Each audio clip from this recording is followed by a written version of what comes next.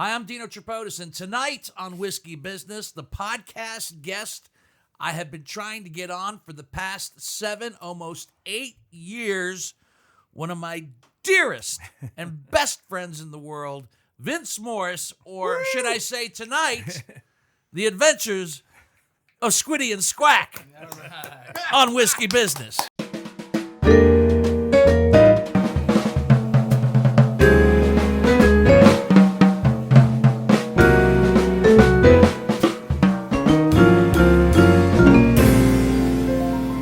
I'm Dino Tripodis, and welcome to Whiskey Business, the podcast not so much about whiskey as it is one with whiskey. And as you heard in the little teaser opening, you know what? If this winds up being the last Whiskey Business podcast ever, I would be fine with that. Are you sick? Huh? Are you sick? No, I'm not sick. That's how Are you telling us excited. something? That's how excited I am Cool. about who's on the show. Good, I'm me too, trying to then. get Vince Morris as our guest tonight. All right. Comedian Vince Morris, and that's just the title, Comedian Vince Morris.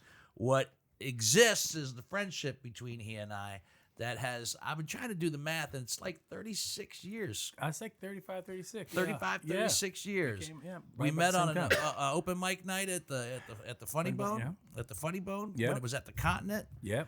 And Hottest club in the world. Yep, wasn't it though? Oh, it was that the best. back in the day when it was the French Market and all Yes, that? Yeah. French Market Wow. back then. That was the hottest comedy club It in was the world. it was like if you couldn't do well in that club, then just go back to selling shoes. Yeah. Yeah. Easily. Easily. It was great. And we met there and got to know each other. And then our friendship really blossomed when we worked together for the first time for a whole week in Indianapolis, which we'll get to here in just a second. But, man, thank you, man, for being here. Well, Finally, dude, finally. Well, I mean, thank you. I mean, it worked out. Everything works out for reasons. I mean, it's for the right reasons. So 7 years, I guess. I don't know if it's that. It has, I've been trying to get you on. It's like I said, Squiddy, I'm doing a podcast, and I would love to have you on. And we'll explain well, you know what? I don't know if I can explain it because can, it's ridiculous. the origins of it No. are well, I'll get to that in a second as well. But yeah. That's how you know it's good, because it doesn't make any sense to Right. anybody. Yeah. A lot of shit me and Dino does Makes no sense. No sense It makes at all. sense to us, but makes no sense to you guys. And that's what I told the boys. I said, tonight's podcast might end up being a little inside because what we do and what we've done for all these years when we're not together. I mean, we go literally years without seeing each other. Yeah. And pick up. And then but we talk on a fairly regular basis, and sometimes months go by, but man, that's my definition of a true friendship, where you just pick up where you left off, Right. as if you just talked to that person yesterday.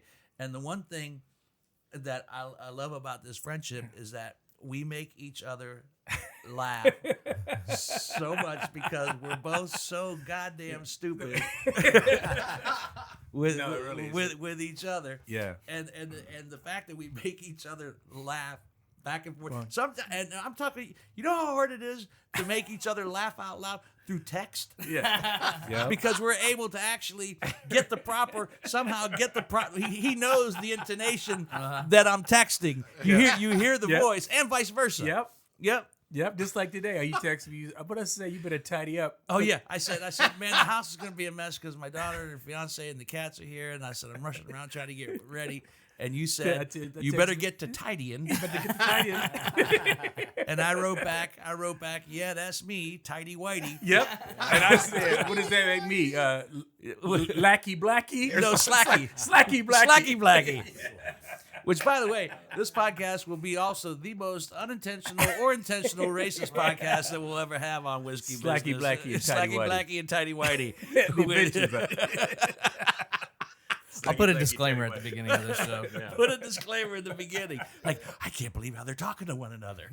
Hey, man, the hell with them. They can't take it. So, the title, I told you the title of this podcast is going to be The Adventures of Squiddy and Squack. And I was trying to think, how did we get those names? I don't even know. And man. here's what I was thinking, okay? Possibly. And Okay. I may be way off. But I think we went with, and again, unintentionally racist. I think we went with Squiddy because of squid, like the black ink? squid, Could the be. black ink.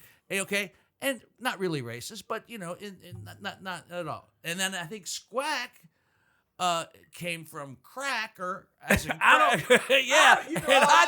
I think Squack is a derivative of cracker, which is blatantly racist. I think guilty. Dino had this dream after he had about 6 bottles of bourbon. I don't remember that part. I remember but it could have been. I don't know. I mean, but it sounds plausible. But I'm trying to remember what's up. It's just different names, sounds that we. It's so ridiculous that you can't. I mean, why out of nowhere would I say, What's up, Squack? What's up, Squiddy? What's up, And Squack? why would you say, I don't know, Squack? I don't know. Man. but So wait, you're Squack and you're Squiddy? yeah, it's like Starsky and Hutch. Starsky and Hutch. Yeah, but Like a cooler. cop buddy film. Yeah, that's how it started. You wrote like a sitcom for each other, and you started coming. Oh, up we with always names. wrote. We've always written lines for each other, no matter what. Like you still my motherfucker. Oh no! Yeah. I gotta set that up. We said that if we ever did a cop movie together, this is when we were much younger men, a cop buddy movie, a la Lethal Weapon-ish type of thing. All right, and our nicknames for each other were Squiddy and Squack. Yeah. And in an earlier part of the script, one of his lines would always be, no matter what was happening, criminally speaking, right? Squiddy would say to Squack, You still my motherfucker? and I would say, "Yeah, man, yeah." Okay. Okay. But at the end of the movie, all right, when we're just completely shot up and left for dead, Laying there. left for dead, Yeah. bullet ridden, bullet both ridden. of us, Yeah. just both of us bleeding, and it looks like we're gonna die. But the bad guy's already dead. The bad Yeah. guys, A la Mel The Gibson. bad guys are still. okay, we still all got, right. the bad guys are still. They got us. They got us. Yeah. We're there bleeding out, and in a far more emotional scene, Vince would say, You still my motherfucker? and I bleeding out would be looking at him going, "Yeah, man." Yeah. And then, by the grace of God, we rise up and full of bullet holes. And we go get him. This We is go the get shit him. we thought about. No, 30, man. this is crazy. And it's ongoing. We still do this to this Yeah, very dude, day. dude, To this very day, we'll call each other up. I mean, I'll just text him randomly. You still my motherfucker. This for no reason. Yeah. I go, yeah, man. Yeah. So it's just a lot of things, man. So that explains the title of tonight's podcast, The Adventures of Squiddy and Squack. Parentheses. You still my motherfucker. Yeah, man. Yeah. He's still my motherfucker. And I picked tonight's guest bottle. I should mention that. And then Hansberry, I'll let you do the business real quick, okay? Tonight is a bottle called Puncher's Chance. This is out of Eugene, Oregon. And I was thinking about, when we first started our early days in the stand-up, that's all we wanted, man. That's all we wanted was a puncher's chance. Yep. A chance to get out there and do something. Somebody, hire us, book us, whatever the case might be. This is a marriage of 5- and 6-year-old Kentucky straight bourbons. It's out of Eugene, Oregon. I believe Wolf Spirits is behind this, and I believe that the distillery is actually an old remodeled laundromat, if I remember. I've never heard of it. Wolf Spirits out of Oregon. So yeah, It's not bad. It's not bad. It's a nice finish. It's a sweet finish. Okay, yeah. I was gonna say it's got. I've had it before. It's got a little. It's sweet with a little hint of vanilla. What I really like about Fruity nose. it, huh? It's a fruity nose. Yeah, and it's got a nice. Hey, watch that shit. It's got a nice little long finish. Yeah. Very drinkable. Very drinkable. Very smooth. And the finish is nice, and the finish is kind of sweet as well. It's got some sugar notes and maple notes in there. It's hot though. It's like 90-something, right? It's 90. With us, that ain't hot anymore. Well, you're right, Yeah. brother. Yeah. But You can tell the graphics are very not Kentucky. They're just cool looking. Yeah. Like Yeah. a Oregon. tiger. Yeah. It's nice. They're trying to do something different than something different. Yeah, that font Jack is kind of Daniels. like more of a gothic. What Yeah. kind of a right with almost Yeah. like an Asian vibe. Yeah, influence. yeah. Anyway, it's a cool graphic. All right, quickly It's the not bad. It's business pretty good. because I got more. I got so many more questions for, All right. for Mr. Morris. Thanks so much to Gatto's Pizza. Gatto's Pizza. Gotta get a Gatto's. We got Hey, empty plates. When I you just gotta had get a it for pizza, the you first gotta time. get a It's Gatto. awesome. It is good. Yeah, it was right really here in good. Clintonville on Really good. Indianola. I didn't see what kind did we get. We got a mixture. We got a plain pepperoni, and then the combo one is sausage and banana pepper and pepperoni. Those big Oh, old I didn't get the banana pepper. big We'll try peppers. that next. Yeah. Gotta get a Gatto's. They get a deliver. Gatto's. They do catering. They have They great do it Subway all. sandwiches as well. Oh, that's right. Thank you for supplying the eats. The Gattos. Whiskey Business is the podcast, not so much about whiskey as it is one with whiskey. Thank you for subscribing on your favorite podcasting app, whatever that is. Apple, Spotify, Tumblr, Twitter, Pocket Cast. Is it on Twitcher? I don't know. I really He don't makes know. things up. I just forget what they all are. He makes things up. HBO, Disney Plus, all of those. No, thank you for subscribing on YouTube, Whiskey Business with Dino Tripodis. Smash that subscribe button and click the bell button. Ding ding. And you'll Ding, get ding. you'll get a notification. John posts the unedited versions of the podcast Most of the time. for you guys yes, to watch. which, by the way, speaking of which, What, did we forget something? yeah, our website has not been updated. Oh, yeah. I tried actually about a month ago, and there was some step that I couldn't get through. That's why I stopped. Yep, same. Yeah, and I The truth. and yeah, I was reaching out to these That's true. guys to see about, I could probably give it a shot, but then every time I got a hold of them, I forgot what I was talking That's about. all right. I was trying to get on it, but I Yeah, you got the password. mine. Yeah. Feels so good when I see $296 taken out of my checking account to keep the domain Every day. Man, that's awesome. Awesome. Evergreen Podcast is our parent company, so thanks to them, you could find us there. Evergreen. Just search for Whiskey Business at Evergreen Podcasts. They have a lot of good podcasts on that network. They do. We also made another podcast list. Millions Podcasts did a list of the top, I think, 100 or 500 bourbon podcasts, and we didn't rate as high on that week, but we got into the mix. We got into the top 100. We're like in the 60s that they think are the best podcasts Out of a in million? the world. In the world, Oh. Wow. in the world. So you're on one of the, depending on what list you look at, you're on the 68th most popular podcast in the world, or the 16th, or the 23rd, depending on the list you're looking at. no matter. We're up It's- there, it's- man. it's good This is going to company be a in. career changer, man. I hope so. This is going to be a This is career it. changer. This is it. I felt that. No, for us, when you start to promote it on your website, we're actually going to get people to fucking listen to us. Not me, for us. The Vince Model, yeah. Fuck you, Vince. What about us? All right. My daughter asked me. I told her that she was coming, and she apologized that she's not feeling well. She's visiting here with her fiance and the 6 cats upstairs. But she goes, "How's Vince?" And I said, she goes, "I always should come down, but I don't think I should because I don't feel well and I don't want to spread any germs." I said, "I think that's wise." And she goes, "How's he look?" And I just went. She goes, "Yeah, He looks good. it's the same. He looks the same, doesn't he?" I go, "Yeah, he does. You do kind of look the same. I mean, we're both a little older, a little gray hair wiser, on the a whiskers. little bigger, a little bigger. Yeah. You got, still look the same too. you I mean, got, no, I don't. Yeah, you do. Well, that's kind of. I can listen. I can. You the same, but the hair was darker. much darker. It Yeah. was black, Yeah, it was black. jet black almost. No mullet, I right? can remember. I can remember vividly, just different pictures of you.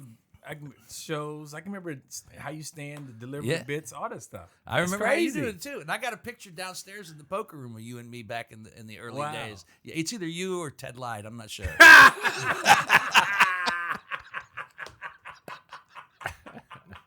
And Ted Lied, if by any chance you're listening, there's your shout out. Right? That's hilarious. So I have to make sure it's not. See, it's not they Ted. didn't laugh because they have no. Yeah. Who the fuck is Ted Lied? Ted. I just picture a black guy. The only other black guy you know. That's not true.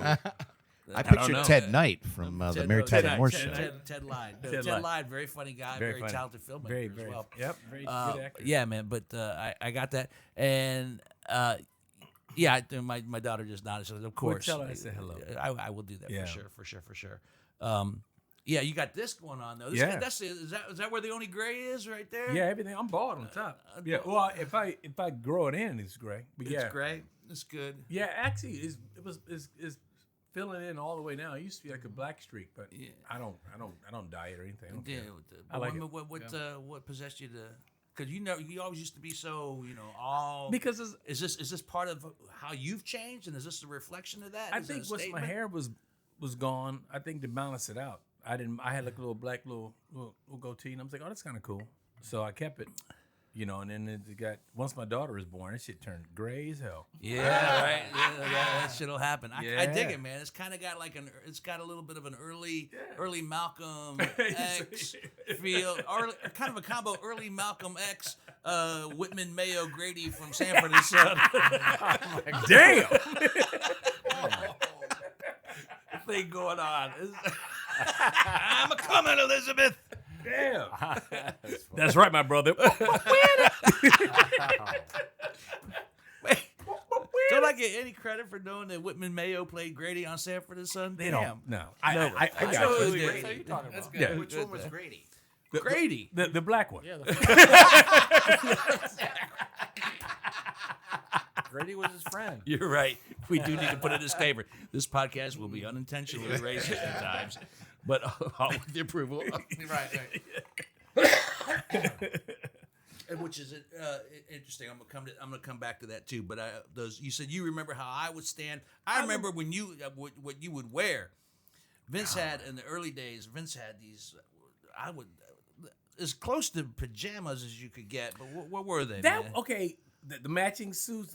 That was a lady who made those when I was weightlifting. I was working out at what was it called?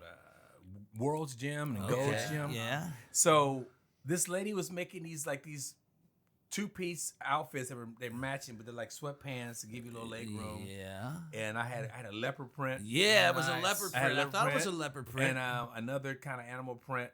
But I wore it a couple of times. But No, you wore it a lot. A lot? A lot. You wore it a lot in the beginning. A lot on stage in the beginning. And That was I like. switched to suits because I went to Chess King a lot. Chess King and merry-go-round up in North. Merry-go-round. All right. Yeah, but this is a couple pictures of me with that cheetah print. Oh, I was the shit. You wear back it then. once, that's Chess enough. King. Chess King. Yeah, and Chess King. Chess King was the shit, man. Yeah, it was the shit. Yeah. I tried to buy a suit at Chess King. Oh, I bought 3. You buy one suit. What is it? You buy a suit, you get 2 shirts for free. Whatever the combo was, for $99. Mm-hmm. Yeah, that was back in the day. Hey, look good on stage. Yeah. We always thought that was part of it, because I wore a lot of suits starting out in the beginning. Yeah, well, on yeah. open mic nights I didn't. I wore jeans and a jacket. Right. Yeah, the standard stand-up He jacket. always had a jacket. Always had a jacket. Always had a jacket. And going, and and this is where you need to help me fill in a little bit. How did we start to be friends? I mean, was it Indianapolis that did it? I know Indian sealed it because we started here, met here, but ironically, I became professional here, and that's debatable.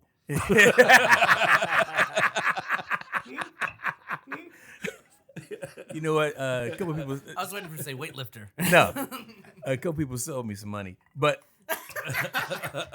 my first time turning pro was myself, Frank King, and Jeff Foxworthy. Oh wow, That was him. No way. that was your first professional. first. Because we all remember. Because mine was me. Drew Carey was the middle, Okay. and Dak Rako, Dak, Kodak. crazy ass Dak. Yeah. I still talk to him once in a while. He's out in Florida. Yeah. He's okay. And my first road trip ever, first time ever performing outside of Ohio, being paid, was with you. Was in Right, and I was the feature. Yeah. You were opening, and I just talked. I know we just he had some health problems. God, that's Indie guy? no, out of No, Texas. no, He's no, known no. as the Is this Wilson's place? Dave the King no, Wilson? we were Crackers Crackers. in Indianapolis. Scott Nay was the manager. I remember that, but I can't remember who we worked with. I know you know him. I know you did. We actually talked about this the other day. Oh man, we're slipping. I know. We actually mentioned his name. Right, We yes. actually said I know. his name Out- out yeah, loud right. together. It'll come back when you're not thinking about Yeah, it. so that was the first time I actually. So on the road with you was the first time that I was professionally paid. As a working comic. It was, Yeah. So I think that really did. I slept on the couch. It was Yeah, the opener always had to sleep on the couch. Yeah. Sometimes some of the nicer clubs and condos would accommodate and have an opening act Or a room. for it. Yeah. But this one, if you didn't have a place to stay, the opener stayed on the couch. which was cool. I mean, And, young. I would have brought you into my room if we knew each other better at that point. It's but okay. I don't want to. Someone spoil you like that's that. funny that after 36 years, we ain't never slept together. What I mean, like in the same bed. I don't mean like sexually speaking. Nah. works. Yeah, that would never either. Neither one. He's too goddamn hairy. He is way too fucking hairy for me to be sleeping with. Oh, he's hairy. I was even hairier then. Yeah. I mean, he would. What I I think mean- you said you would grow a beard. Yeah. After you shave, you would think about growing a beard, and it would come up. Yeah, he was very hairy. So there was no chance of us sleeping in the same bed. Yeah, I was cool with the couch. It was a good week. Yeah, It was a good Oh, I week just- because we I was drove saying the together. same. We drove together. we did drive together. Yeah. Go ahead. I just had his name. Oh, it'll come back. Oh my god. Did you live in Columbus or Dayton at the time? I live in Columbus. Live in Born and Columbus. raised- born and We were raised in all in Columbus. Columbus, all We started here. pursuing the dream. I'm gonna check real quick and see if we actually said it in a text thread, but I don't think It was so. so Columbus was it still is the hot spot for comedy, but the Funny Bone was like the hottest club in the country, up at the continent.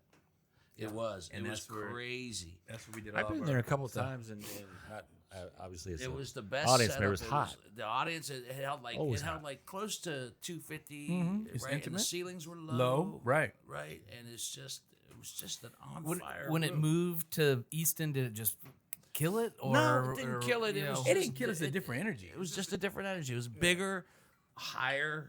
You know, the elevators in there. Yeah, It's- it was just it was it's just it's different. energy. And eventually, Easton found its own. Right. You know, Were own both of groove. them open ever at the same No, time? no, Okay, no. yeah. It was one or the other. But man, it was great. We would go from the Funny Bone, go right next door to the Rapallo's. Yeah. We had the bar going over there with there was a one bartender, Bob. Remember Bob, the bartender? Big Bob. Big Bob. The tall, yes. Tall. Speaking of weightlifting, big weightlifting Yes, guy. He never Big left. Bob. We always tease. He never left the island. He lived Yes. on the continent. Oh wow! He Big ass Bob. had no car. He worked out at the gym in the continent. He lived in the continent apartments. He did all his shopping at the continent. He took immense pride in never leaving the island. That's Bob, it. He didn't have you to go remember anywhere. Bob. He could Where did eat he work? at the Funny Bone. Oh. So he could walk to work, and he would come to the Funny Bone and work, bartend, and then he would go work out, and he'd go back to his house. He and he'd still go to might be there. restaurants. A very sad man is there. It must be But him. yeah, I do remember Bob, tall, big dude. Yeah. It was the manager there was Dave. Not Dave. Scott. Scott Dickerson. Yep. Scott Dickerson. I still talk to him every once in a while. He'll text me. I He's off haven't the seen grid. him in a while. Yeah. He's out in I think in Oregon. And Dave Stroop, who is now booking all the Was stuff, a bartender. right? Was a bartender. Yeah. he was a bartender back then. He started off as a bartender and ended up being the manager, then GM, and now whatever life-changing position he has now Right. at the Funny Bone too. I saw Stroop not too long ago at the at the Columbus Comedy Festival Right, when okay. that was going on. Yeah, did they approach you? They haven't talked to me. They didn't talk to me at all. I didn't. I was on a ship, but I didn't hear anything about it. I heard about it afterwards, and when I called you, And I think yeah. so I mean, if they have it next year, I mean, we'll see. They're having it this year again. This This year? year, yeah, they've already already seen it on started. They've social already media. started. Okay, is it August? I don't know, August, September, but somewhere in there. but they're taking submissions. I'll hit Stroop like up. you just submit, and they would love to have you. Yeah, I hit Strip up. Stroop's not. He doesn't book that. The Stroop doesn't book that. Yeah. Stroop, he just went to go see some of the acts. Well, yes, man. He knows. Do you know who to talk to? Who to contact? Yeah. Okay, I we'll do. talk about Yeah. We could do that. But yeah, that was the first time ever I was on the road, and New Year's Eve gig we did together down in Covington. At the Covington, I got a picture of us. I got a picture of us. Keep talking. New Year's Eve. I remember being. I in got a Covington. picture. Yes, it was New Year's Eve, and I had my black and white. I had a white checkered vest, my black suit jacket, and I think you had all black. But yeah, it was New Year's Eve in Covington at the Funny Bone. Where else? Did we have dates? Nope. I can't remember. No, we didn't have dates. No. Nope. New Year's Eve was a tough night to work, man. Like the first show was okay, but the one that got close to midnight, just forget about Yeah, it. but it was a money show. That's It was a money show. Yeah, You it's took the yeah. money. You can make a month's worth of money in one night. Yeah. Just everybody was drunk and Well, just the fact that they paid you like double or Yeah, or no, no, triple. I'm saying it wasn't. Yeah, it was, the audience. Oh yeah, it was- yeah. The the audience, audience is all fucked up, yeah. Yep. But yeah, Covington. Yeah. Right over the bridge, and that was it a Quality Inn or something? It was because they Holiday Inn. changed. I think the hotel changed names, but the club was there for a minute. Stayed the same. Then they moved back over to right next to the river before they closed that down. Yeah, but Covington, we did New Year's Eve together. Drinking, driving cops. That's my list. The drinking, driving cops. We used to. My set list, my set list for any show that I ever started off was. All comedians have like a little list of jokes they want to say. My list was drinking, driving, cops. Cops. That was my first three. First three things. Here, you guys drinking? Go ahead. Oh, shit. Wait. All right. What was it? Oh, you guys drinking? You guys getting drunk? We just drive home. Drive on as fast as you want. Who cares? Why is it drunk drivers are the only people that survive car crashes? You can be drunk and out of your mind and riding in a Huffy bicycle, run into a Greyhound, and you the only. Yeah. Everyone else is there. You're like the only one else survived. I was like, what is that? Oh my god! And the cops would come. I forgot what the cops bit was. Oh, but it doesn't matter. Yeah. It was three solid premises that back in 1989 to 92 to 91 always worked. Because then Chip, hand me that yardstick behind It always works. Hand me that yardstick behind you. Oh shit! I know. But I know. I found it because I was guilty of doing the same the- thing. Uh-oh. I would start with The man- my name is Dino Tripodis, and I actually found this when I was going through, and I actually sold these. I don't know if you can see these, Johnny. Try. What I do. Yeah. Man with 3-foot extension. Yeah. I- That's how I would start my show. Is like, my name is Dino Tripodis, stupid difficult name for comedy. Hey, try. Tripodis, Try from the mean- Greek meaning three, podis, foot extension. Extension. Man with Man, 3-foot extension. Everybody would laugh. And for those people listening, you have a yardstick with that branded on you. Yeah. On And I there. did. I sold those after the show. That's great. And I sold them out every show. You had a merch table? so You had a dumb. merch table, did? Well, that was it. The yardsticks. I Yeah. sold them for a brief That's amount awesome. of How time. much? How much did I they don't go know. I for? think they cost me $1, and I sold them for $5. Right. Whoa. Yeah. It's a bar tab right there. Man with 3-foot extension. Man with extension. Yeah. And then I would tag stand it. like this? I would tag it like this. As a stop laughing, man. Don't get me excited. I want to put an eye out. Yeah. Man. Yep. I will put an eye out. Oh, I remember. And then I would tag it with and then I would tag it with but then because the supposedly Greek names have meaning. For example, tripodis. Yeah. And then my mother told me I had a date with Valerie Syphilococcus. To the cops. I can see it. No. I remember mannerisms. But that's it. But we would. Syphilococcus. Those are the things No. that we would start with. They would start with. He even does the mannerisms on radio. He's got it. Yeah, you commit. You can't help it. Yeah, the body will follow. I'll ask. We could just bust balls and just do memories all night long. But I am kind of curious about a couple things. What's that? No, because I seriously, I'm always interested in our growth as comedians. I don't do it as much as you do. You're busy almost. If there's 52 weeks in the year, you're probably working at least 40 of them. Yeah. And you're on the cruise ships, Yeah, just cruise, killing yeah. it on the cruise ships. You're still doing clubs. Yeah. But when you go back to 1989 and you go back to those jokes that you formulated and you did, and so what do you think has grown the most? Because you developed. I watched you. I mean, I actually watched you go from opening act to middle to undeniably one of the best headliners out there, as far as I'm concerned. Anybody that had to follow you when you were a feature had some work ahead of them. I mean, that was the case for both of us back in the day. We brought the middle spot, feature spots, the rocket chair spot. It's a sweet spot. Yeah. You already got somebody that either did really well or just good enough to get them focused, and then You coming for 20 or 30. come up for 20 or 30 and just kind of rock it. Yeah. And then headliner. the headliner would have to follow it, and most headliners were great, and they would just ride the wave. And some it was rough. I watched some people struggle after you. But you know what? But it What's wasn't. the growth? How do you think you progressed, and what was it? What was the switch? I think a lot of it, the progression for me that I'm most proud of is being able to now say what I really want to say from my heart. And I think formulating those jokes back then was the tool or the I guess the mechanism or how to craft a joke. Right. So how to say, and so instead of me making up jokes back in the day, like reading the paper. I read this in the paper, you Right, know. right, right. Now I would just tell you how I feel and think about something, so I don't necessarily have to. It's not a lie, you know. It's more or less like how I'm feeling about it. So I'm that's the growth that I'm really proud of.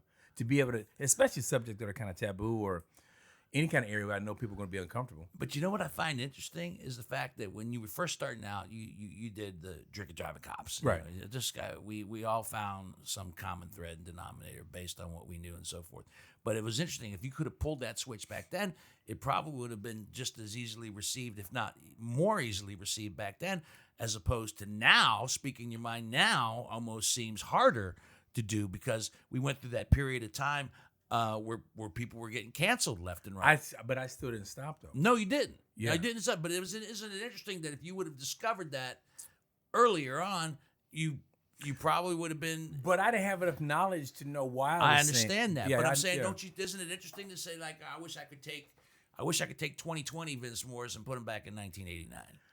I don't know. I mean, for a comedy's sake, could be different. Yeah. But then I have to rethink me being crazy like that. Then I would never have my daughter. I don't know what my trajectory would have been. Right, so right, I right. think everything happens for a reason. But I think learning how to formulate those jokes and learning how to be clever and craft a joke in the beginning with your references, whatever the joke was, you know, the diligence that you put into it was great. A great basis for being able to do. Now it's like instinctively. Now I know what I need to do. So if it's a subject matter for me, I go, okay, this is kind of taboo, but let me go ahead and get my ducks in a row so I know if someone says something, someone else says something. What did you it covered. consider to be taboo? What Oh, topics? like anything. I mean, like the race, politics, religion. Yeah. You know, just what's sad. You know what was taboo? The fucking truth was taboo. Yeah, right. That's what I'm saying. So people were. You talking about the years where people were like, you can't say this, you can't say that. Those spineless people. I mean, fuck them. I never stop. I'm not going to stop telling the truth because you're upset by something. That's utterly ridiculous. Not just in comedy, but it should be in everyday conversation. But you didn't get on a pulpit. You didn't get on a soapbox. No, it was you always found the funny in it. That's the fun part. So anything I'm saying that may be construed as taboo that people may think I know because they may be soft or whatever, I'm still going to say it because this is my job to say it. And it's also my job to make it funny. If I think it's funny, you're not laughing, I think something's wrong with you. That's how crazy I am. Like, if you don't think it's funny, what the fuck is wrong with you? This is hilarious. You know how much work I put in this? Just off the cuff like this? So that's how I look at it. And it doesn't come across as me. There's a period where I would get angry at the crowds back in that period of not understanding how to manipulate some kind of subjects that were hard. And I would get upset with them and go back to my room and go, oh, they just didn't get it. They're dumb. And all the cliches that comics go through. But then I have to realize, okay, they don't have this thought process of you. So now you got to, how do you manipulate it to make them see it? And that's through improv. I may say something silly. Then I'll say something really, really serious. Then I'll come back and it's like a little wave for me. What's your thought on the everything comes around? You know, everybody thinks it's a new thing, but I remember when there were comics that did it before. But how much crowd work do you do? There's a lot of comics that are basing their act strictly on crowd work and crowd work alone. That's a great question. I don't. This is what I don't even know how to describe. All my other friends describe it better. All the comedians that work with me a lot or see me more than a few times. I like crowd work. I like off the cuff. Off the so cuff, yeah, there's a would beauty do- in the spontaneity. And yeah. so what I do is a lot of times to make it fun for me because I got tired of the drinking driving cops. I got tired of saying the jokes the same way. I would never say them the same way twice ever because I can't do it verbatim like that. So my job is kind of create the situation to where I can put my joke in. So I kind of create a chaos and then insert it and come back out and boom, boom. And they think you're brilliant. Yeah, because sometimes I don't even get to the joke. Sometimes I may create something and then something happens. I'm like, fuck, that's better than my joke originally, but I'm gonna keep it now. Mm-hmm. So that's fun for me, But then sometimes, I'll just do a straight set to where I know I'm gonna do these jokes in a row, which is a nice cohesive set. But even within that, I'm still. It doesn't seem like okay, and another joke. So do you ever phone it in? No. In your opinion? Even when I'm phoning in, you can't tell. You can't tell. No, I mean there have been times where we haven't. Yeah, I do phone. I mean, you have to. I mean, I'm not saying I'm not. I do phone in, but you can't tell I'm phoning in. No, okay. Yeah, There's I a don't want you difference. to tell. Yeah. There's Oh, a difference. yeah. There's a difference. Like autopilot almost, right? Yeah. Autopilot. Yeah. Just like you get up there tired. and do the thing. You something, any given week, what was going on. Yeah, I always, and you still write. You still write and create new stuff. Oh, Because yeah. I have literally probably 20 to 30 minutes of new material that I've written over the last, year or so that Yeah. I've never tried, never done. Well, you gotta get up. But you know what's right now? I get the satisfaction out of just writing it, and just it's there. But why aren't you performing it? You gotta perform it. What's the problem? I got, I can make 1,000 excuses. We've heard that question before. Because discussion, you started with right? 3 of them right now. You Yeah. got 97 more to I go. got Okay, fuck it. If only you had a podcast or something. And thoughts and ideas, and then I end up doing is I end up using them in other things. Like I'll put them into a story, or I'll put them into. Well, see, the difference is like, okay, now what you just said now, as opposed to what I might try, is that now for me it's fun to say, okay, let me see how I'm gonna convey this outrageous thought that I just had. right. Now it's like it's a little bit more of an exciting thing for me, as opposed to like, I don't, maybe I might wedge in here other avenues, but for me, I'm like, I got some premises I just wrote 2 days ago. I can't wait to try this crazy shit out. Yeah, but you're that's how you're making your living Yeah, right but now. you So still now, have access to. That's but fun. it's That can not. be a side job. Maybe It can that's probably it. Maybe Yeah. that's my That is it, my because- excuse. yeah. I don't. That's not my living anymore. Right. If it was my living, I would probably can't wait. In fact, I remember that feeling. Was there anything better? Yeah. Than when you're working week after week after week, and you got a new bit. Yep. And you got all the stuff that works, is solid, and you got this new bit that works out, and It you works. try for the first time, and it works. Yeah. Oh my God, Yeah. you could feel the comedy heroin going Yeah, through yeah. your veins, man, and then you're just on a new high. Yeah. And you're like, oh man, now I can't remember what the next bit is because I'm so excited. I'm so Yeah. excited that this one worked, and you end up because you have new two new minutes. Yeah. But the fact that But now it's like it's like running it through like a what would you call it? Like a manufacturing plant, like A factory? yeah, factory. So now I pretty much know I can make it funny, not because the way I say my things, my rhythm, I can pretty much make that funny. I'm like, I know I can make this funny, but how do I make it as funny as I want to make it? And I know it's gonna be semi funny now. I don't have to second guess that part. Right. But how I look at it now is, ooh, okay, now can I push the envelope a little bit more? That's the part that really is do you really debate exciting. the envelope as you get older? No, how do I? No, Oh. some stuff I can't. I know I haven't said yet. I mean, there's a lot of stuff that I know for a fact that that's not gonna happen.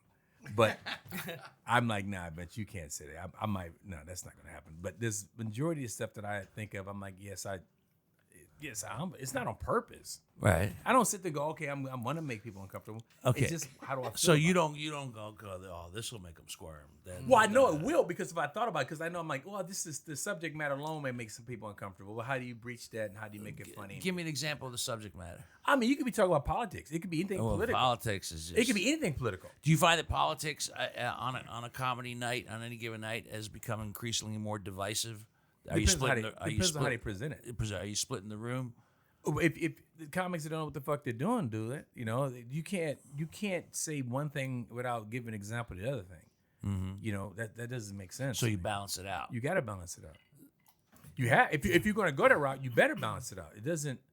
I mean, with politics though, so you got to be able to balance it out to show people that you're not just berating one side or taking sides or whatever you want to do it. Because let's be honest, right now, the politics and is probably one of the most watching it. I can't believe I'm watching. It's hysterical. Yeah, It's, I don't do politics. I don't do politics. either. I don't do it either. But I do the results of the politics. Right. Like I do bits about how people are now easily offended. I do bits about how you can't say this, and people are afraid to say this, or you're chastising this person for this, and words have double meanings now, but before they had one meaning. So I'm talking about the reality of all the bullshit that we go through, that the politics have brought. So when I first started out, I remember Kathleen Madigan told me something very profound. She She goes, you're talking about your family. You're talking about and I didn't start doing stand up till I was almost 30. Right. So I had this substance to talk about family, dysfunctional family, daughter, ex-wife, so forth. I was talking about things that were related to me, and she made a very nice statement and compliment saying like, you're talking about you as opposed to all of us who are talking about blah blah blah. Right. Absolutely. But my long way to get around to it is now you have a daughter.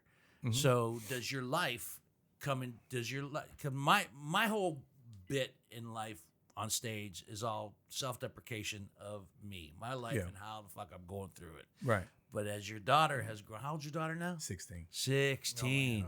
So does that part of your life come into your act at all, or do you keep it separate? Oh, I talk about her. Yeah, I mean, Yeah. I talk about being a father, how proud I am, and How proud you are, but do Yeah. you talk about it? Yeah, I talk about how she's. It's like I'm arguing with myself now. It's crazy how I'll say something to her. She says something sarcastic and witty. I'm like, God damn, what the fuck? That's me. Yeah, well, I'm talking to me. So like, now am I mad at her? Am I mad at myself? Yeah, I right. can't get mad at what the same stuff that I would say. I can't get mad at that. It's a weird. It's funny. no, Like, it's she funny. has- My daughter has a great sense of humor. She's smart as a whip. Yeah. And she can come back. back at you fast and hard Yeah. and rapier, man. Just slice you up. Yeah, but I love it because it's a part of me. I'm like, you know what? I'm proud of her for having that kind of a twisted sense of humor. I'm proud of her for being quick and her thought process in that regard. So I don't get mad at it, but it is kind of troubling when you're trying to tell her something. I'm like, fuck, I'm talking to myself. Like, she's not gonna listen to this because I don't even listen to me sometimes. Yeah. Now, excuse me if I'm not updated. Is your mother still living? Yeah. Okay. How old's your mom's? 87. My mom's She gonna told me to be. tell you hi. Huh? She told me to tell you hi. I went by her today. I gave her a present I brought back from Africa. So I got her. Yeah. Oh, we're gonna get to that yeah. too before we leave tonight. That's a Yeah, big, so big chunk I of see. She things. go tell Dino I said hi. I just because I told you I'm gonna pull off and stop for a second. Right. Yeah, Yeah. And mine's gonna be 89. 89 really. 89 in July. Yeah, Yeah. and mine be 88 in August. So yeah, Okay, so they're yeah, right there. So yeah, I mean we're blessed in that Yeah. respect that we still got our moms. Now I'm curious because until I got on national television for the first time. That was with me. Huh? That was me, John Bynum at fucking Tony Camacho's club in Jersey. John Biner, The Comedy on Broadway. We did that together. We got picked. we got picked. Yeah, and we went to New York together. that was cable. But that was fucking. It was the first It was television cable. time. It Who was cares? cable. It was cable. And my mother didn't even acknowledge. Was it the my free mother? cable? No. It was John Biner. It was Comedy on the The Road. County Road with John Bynum. John Biner was the host, and it was cable. My I mother didn't remember even that. acknowledge that because she didn't have cable. It was only my mother did not acknowledge my true existence of a career as a stand-up comedian T-Hit Network. until I did Fox Comic Strip Live That's back in the day with hilarious. Wayne Cotter. Wayne And, Cotter. and then all of a sudden she could say, "Did you see my my son, boy. my son, the comedian on Fox?" There's a beta tape of that episode somewhere. There's a or beta, VHS. Probably, yeah, for sure. Wow. But Yeah. but until then, it was like she. But would that come- was a highlight. She would come to the shows, and she would always say, like, when are you gonna get a real job? Oh, really? So I had the was- opposite though. Was your mom was the My dad was. I went to Ohio State right after high school, and literally, when I started, all my friends like, you should become a comedian. And I remember back in the day, Bud Light had some sort of a $1 a minute to stay on stage, and they were taking all newcomers. And I never forget my friend Terry, who I just saw. He lives in Florida. I just saw him like 2 weeks ago. He went to DeVry at the time because he was taking electrical engineering at DeVry. I was going here at Ohio State. He said, "Me should get on stage with $1 a minute, however long you step." So I don't want to do that, man. I don't know what I'm doing. Yeah, get on. So he encouraged me. So I never did that, but I literally started calling the Funny Bone. They said you had to be 21 at the time to go on stage. right. And when I turned 21, I wrote. It was Tuesday through Sunday. Remember the whole. Oh it was Tuesday yeah, through that Sunday. was you worked hard. Yeah, so Yeah. and it was a Johnny Walker Blue contest today on Tuesday, which is normally open mic night. And the Tuesday that I went down there, my gun. I wrote my set out from Grill and Skillet in Bexley, Ohio. Oh, I've been there. That's going. A friend of mine just sent me an article. It's closing after. He said this is where all began. So I got to go back to Grill and Skillet because I used to work at the airport, and so we would come on our breaks and come home. I would write my jokes. So the very first time I ever went on stage was a Tuesday, presumably open mic night, but that week it was Johnny Walker Blue Contest. Sharon Rarick was in charge of it. Right. Sharon. So and I never forget this. So I'm like, yeah, I mean, I'm here for the open mic night, but she goes, no, it's a contest, but we need comedians. Do you want to be on it? I'm like, yeah, I guess I'll be on it. So I guess. yeah. No, I guess I'll be on it. And I do remember this. And I forgot who was hosting. So they were like, what do you want me to say about you? I mean, what do you mean? And then Sharon, it's called an intro. Yeah, Sharon goes, don't worry about it, honey. You're not gonna win. Just tell them. Just say whatever you want them to say. I never, because she and I went back and forth for years after that. I went on stage and I fucking I won, but I got disqualified because I went over my time. Yes, you did. Trust me. No, not bullshit. Because this son of a bitch has no concept. Over the years, time has haunted him. Really? The running gag in the inside circle. If you're gonna give Vince a light, it better be sunlight. it better so he can see it, because he has traditionally horribly gone over his time, and yeah, you got disqualified because you went. But you didn't.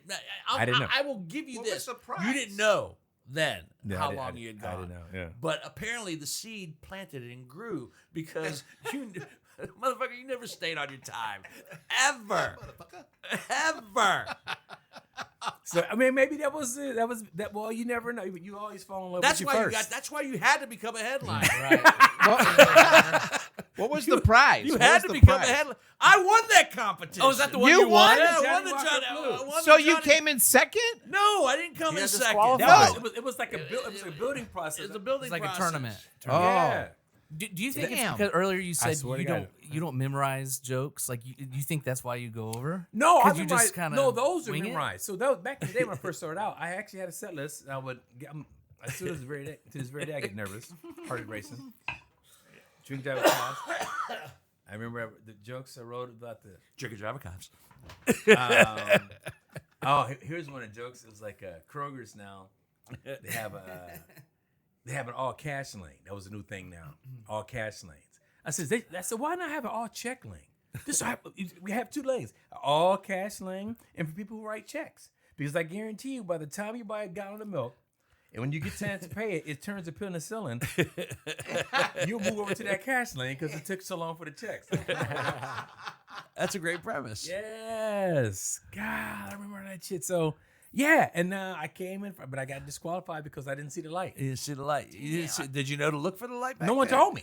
No one told you about anything. So No. you So, so I remember that. So you were pushed back. Your career could have because that's the only reason I got into. That's the only reason I went pro From the Johnny Walker Blue? was Johnny Walker competition. That way you tell, yeah. Because So did you I was win an some Johnny investigator at the Walker? time. I was still doing investigative work, and stand up Oh, was yeah, just yeah, like yeah. something that relieved the. And then all of a sudden, I win the Johnny Walker competition that leg here, and I still got the big cardboard check downstairs in the poker room, the $500 check. That's hilarious. $500 Yeah, bucks. still That got buys it. you a lot of That was Johnny Walker. That's okay. I still got the big $500 check, and I got 13 weeks of work twice a year Yep. at the Funny Bones. They had like 13, 15 clubs. From St. Louis. Yeah, That's so excellent. so all of a sudden I'm looking at 26 weeks of work So now you as an yeah. opener, Yeah. and like, okay, So is that big check downstairs? Is that a canceled check? it's just the big prop check. It's a novelty check. They Novelty check, literally but cancel it though, don't But they? they do, but it's a big novelty check, so you can take a picture. It cost them more money to print it than Yeah. the check was worth. But it's still That down. was And it. if I hadn't won that, and then I went to the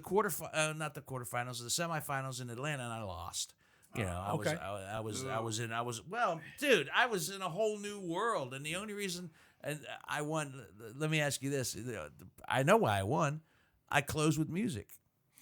I closed with the Elvis bit. Remember the Elvis bit? Yeah. Not Timmy.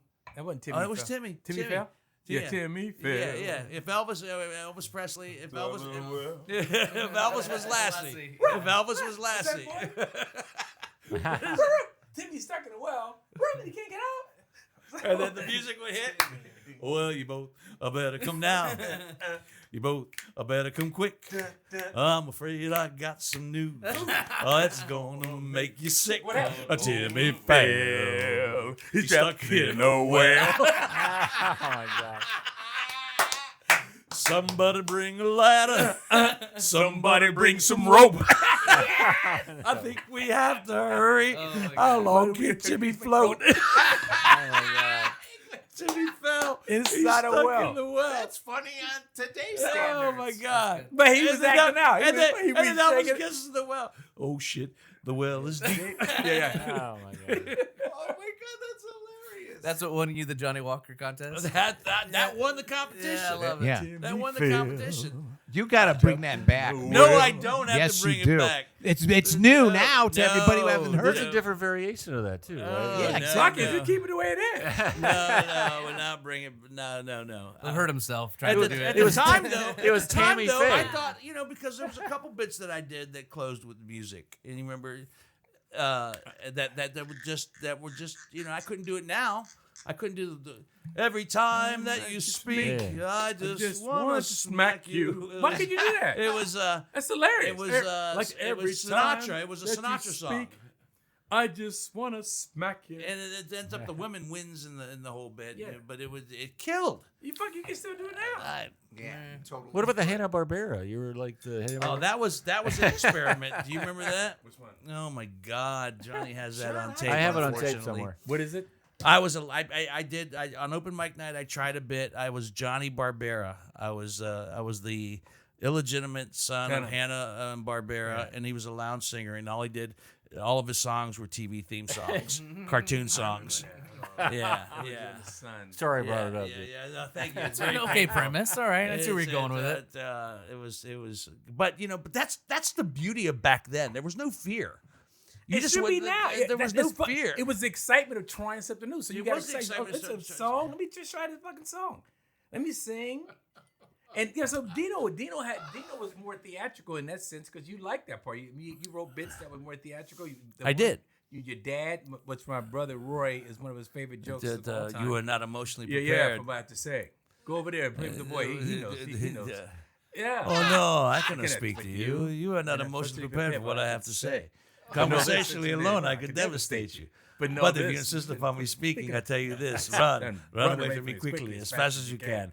Go to the young boy in the corner who only knows the missionary position. He will satisfy you. This is awesome. He's bringing it out of you. I've never heard you memorize You know the that fucking much. words, man. We know each other's Yeah. bits, man. Satisfy you. He I would pretends he not doesn't call. know. But know this: if I call, I will not speak. I speak. I will not. Yeah. Occasionally, you will not know She that. said, yeah. She says, "Can I call you?" No, you would not. Okay. And again, No. You see, I will not call. But if I do, you can call, but I will not speak. I will not speak. I will You not will speak. I will not. Me, I will listen. Not. Listen. Occasionally, I will will nod. You will not know I'm nodding. But I tell you I'm nodding. But believe me, I tell you I'm nodding. That bit was just That- so. That sent my brother to another level of hilarious. My brother was crying that bit. I That wanna bit see that. also That fucking is it. I mean, as when I know you as don't know strong as the closing bits were with music, there That's there a was strong- one signature bit that everybody still brings back. Yeah, man. It's that one, and it's based in truth. I know. Because when I went to go Greece to see my dad for the first time in 20 years, we were talking, and I said, I got a lot of questions about what happened to you and mom, and why you guys split up. And he had a cigarette, and he crossed his legs, and he just said to me, "You are not emotionally prepared for what I have to say." Oh my God! He said those words. And those words just stuck with me. That's hilarious. You are not emotionally prepared for what I have to say. And that just that bit. You're an adult, right? This And I was isn't when adult, you were like yeah, 9. I was a comic. I Yeah. was on the road. I was doing you stand up at the time, and I took a month off to go to Greece to see my father. And that seeing him gave you the opportunity to have one of the best bits ever, man. Ever, man. That is Yeah. a great. That shit. bit. My brother Roy loves that fucking bit. You're not the first person I've heard to say that that's your best. That You was- got to that bring was- that bit back. Yeah. Well, it's interesting because when the time that I did it, I'm as You old are as- your father. I now. am my father. yeah. I can't. It's funny when you do that something in your 30s, late 30s, or even 40s, and you say to my father, you can pull it off. But now, Yeah. when you are your father, It's even Right. more. It's even more attractive now because now you don't have to act like it. You are talking You are like him. your dad. it's just how do you change it to make Don't. it relatable? The same thing. I know don't what? know, man. This is like It's just as easy as this. I can't abandon my heritage. My father was a smooth guy. I remember visiting. Boom. And now I believe I'm him. oh, You know, him. I- become just my like- So you father. saying that Just to legit. that's it. Just like because the bit used to say, I'm in my what's that? I'm in my 30s now. No, Who? No, the bit you say. Oh, I'm a 40. I see a daughter, a no, 20-year-old I'm in daughter, my- and I want them both. Oh my Yes. Oh man. I'm in a weird position, man. man. I'm in my 40s now. I see See a it. girl. I'm in a weird position sexually speaking right now. I see it. I see an attractive 40-year-old woman and her 20-year-old daughter, and I want them both. both. Yep. I remember all those bits. Yeah. Oh my Oh my God. I could totally humor and relate truth. to that. It was just comedy is comedy. I mean, it's the truth exaggerated. So I think your dad's bit would even be that much more Oh, powerful when man, you did it. that's That's hilarious, man. that's so. I funny. will listen. I I will will not listen. speak. You all will nod occasionally. You will not know I'm nodding. And I will then- not tell you I'm nodding, but believe me. And this is all when he's meeting a young girl. Then he would right. then he would apply it to real life. He's just so Hello, arrogant about hello, it. Oh Mr. my Produce. God. This is Visa calling. Yes. Yeah. Yeah, they'd be like, But he would use the same cadence. Yeah. Will you be sending us a payment? Oh no, I would not pay you. you're not emotional. You're prepared for the amount I would send you. Oh my God, that's hilarious. You're not emotionally prepared for the amount I would send you. That's fucking classic, man. You gotta just, here's the thing. All right, I think we should do this. I don't know if any other guys around. I don't know if any other guys around here, man. That'd be a great ass fucking show to do. Yeah. What? If all the guys, if we could, if there's any more guys around here that we know, If there's any left. we just do we do a one night together. We do the bits that we remember from back in the day. We do like 10 We need you Back around in more, the day, Vince. bitch. We're always telling you, you got to bring this out, get that video out, tell it what. Let's watch this, and he never does it. So Back we in the need day, you Yeah. to Back in the day. We should to do that, man. light that fire. I'll go back and look at my notes, and I know the jokes that I remember. I couldn't wait to do. I can remember vividly. I mean, to sit there right now, that would be a time I'll do them verbatim. I'll do this joke, this joke, this the joke. way they used to do them. Yeah. Yes, I think we should do 15 minutes of that. 15 minutes of the very first joke you ever did on stage, and then the bit that kind of like moved you up a little bit. Yeah. That's a Open latte podcast called- right Open latte. Oh, That was that's joke put me on- that's classic. that joke put me on the map. My best friend Open Steve. late. Yeah, he said, I look No. like Starbucks. Look at That's that sign, Steve. Open latte. That's open late, bro. That's open late, man. Open late. He said, look at that sign. They got open lattes. Lattes. That's open late. That was yeah. That's open late. That's funny. When there was a coffee joke. What was the coffee joke that I did when that met with the crowd was smart. They got it. It's when things were so racially charged in recent memory, where I said, like, sometimes I am so, which is my question when it comes to racial humor. Mm-hmm. Who do you think has the easier time delivering it, the black comedian or the white comedian? Or is it how you deliver it? I'm a big promoter of whatever. A lot of guys tell the new comics now tell other comics, you can't say this. You can't say that. You can't say I'm this. like, you can't listen, say that. I tell all the comics, man, say what you want to say. I even have a joke about how new comics are so weak. I mean, yeah. It is like, we don't think the white comics use the N-word. I go, why not? Because it's how is he using it? I said, listen, I encourage, this is the joke that I wrote on stage. I said, I encourage white guys to use the N-word because the audience will let you know if you can use that joke again. I don't have to fucking tell you. Yeah. You'll know right then and there if you should use that shit again in the second show. You don't need me to tell you. Yeah. You will find the fuck out. Right, it's the best gauge you'll ever have. You're right. You're right. Instantly. So, if you can still do it like Louis C.K. had the joke with the bird nigga, it was funny as hell. So I mean, I'm like, all these comics, man. It's like, how are you gonna get mad? You can do racial humor, and a white comic can't. But where's it coming from? With any kind of joke, where's your thought process behind it? Why are you saying it? Even then, I'm not gonna say you can't say it, but it's more interesting because Louis C.K.'s joke was about how you can't say the N-word, but by saying the N-word, you're already saying it. Yeah. Right. Why are we hiding it? Right. No, don't say the word nigga. Oh, say the N-word. So What's what's the the difference? make? What's the difference?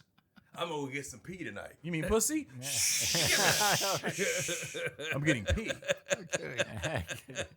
That makes you Penis? That's ridiculous to me. Yeah. You know what I mean? It's like I was talking about how the white person is so self-conscious. I said, I'm afraid to go to Starbucks and order coffee the way I like it. Yeah. Yeah, right. How you like your coffee? Oh my God! Can I tell you something real quick? Because what you just said, I moved to a new neighborhood, and I have my neighbors are awesome, Elizabeth and Mark. Their last name is Black, so every time I'm in the house, I say, "Hey, did you guys talk to the Blacks today?" And everybody in my household's like, "Dad." I'm like, man, why? I'm like, wait, the Blacks are coming over for the Super Bowl. It's like the Hide the Chappelle, valuables. that Chappelle bit. Yeah. It's hilarious. That's right. So I did. My daughter is engaged to a gentleman from he's Thai. So Taiwanese? he's his name is Danny. So I always refer to him, and this turned into a bit. And I said, so Danny and Thai Danny. And I said, excuse me. I said, what? I said, Thai Danny. I go, he's Thai, and they're both named Danny, so I call him Thai Danny.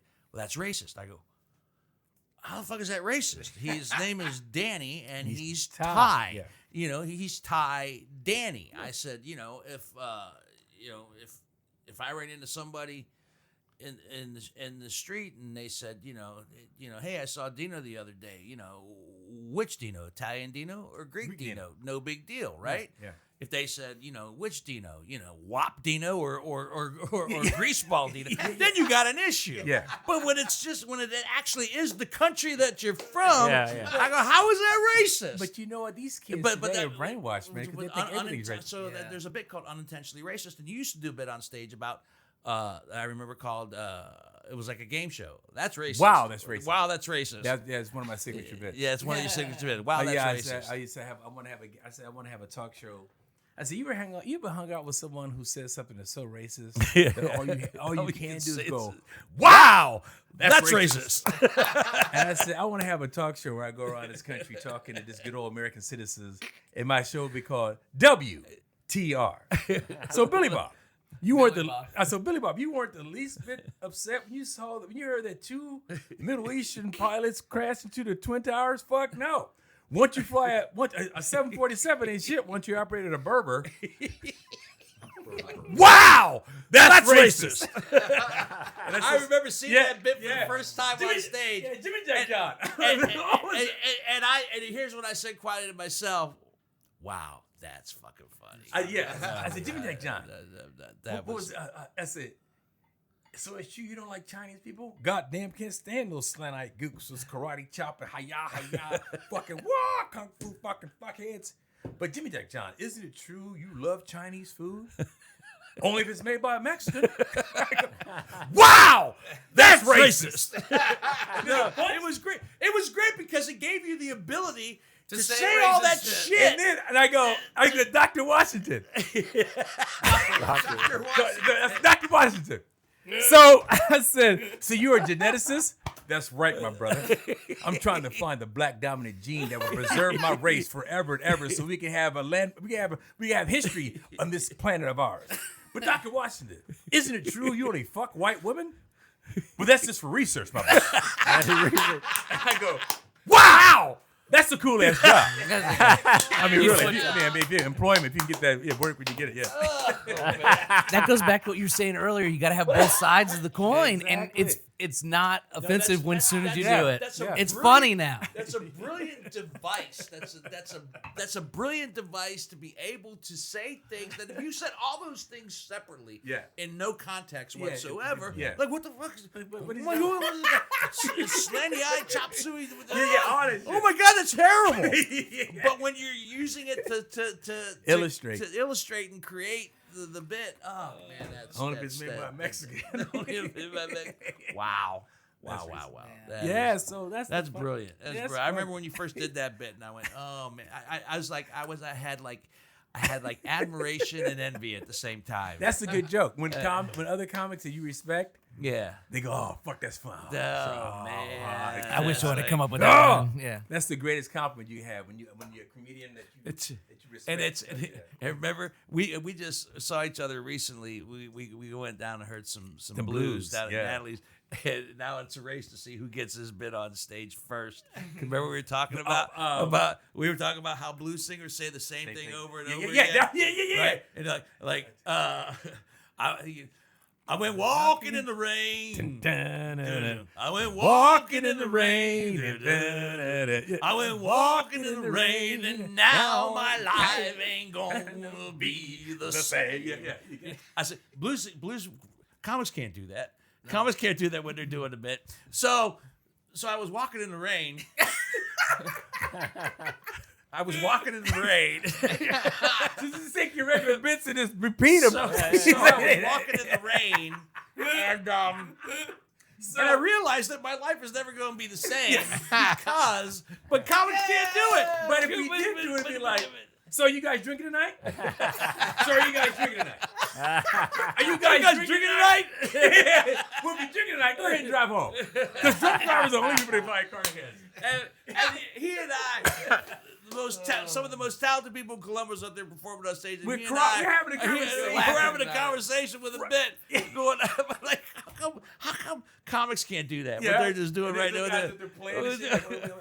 This is second, guys. Well, I'm counting on you. That's funny. I might to bring it to life. Because, I might do. You guys like a little blues comedy? Blues comedy. Yeah. Are y'all in a good mood? The Blues Comedy Tour. Are y'all in a good mood? and then I'm going to see a clip on Entertainment Tonight with this bit with Vince Moore's doing this blues. And I'm going to go, motherfucker. No, you still watch Entertainment Tonight? No, I don't. I just couldn't think. That's the only entertainment show I can think of. Inside Edition. How is Mary Hart? She's great. She's still John Tesh? Are they still doing that? Or real people? I haven't seen that. I have not literally watched that show. I think since what was this? Entertainment Tonight. How did it go?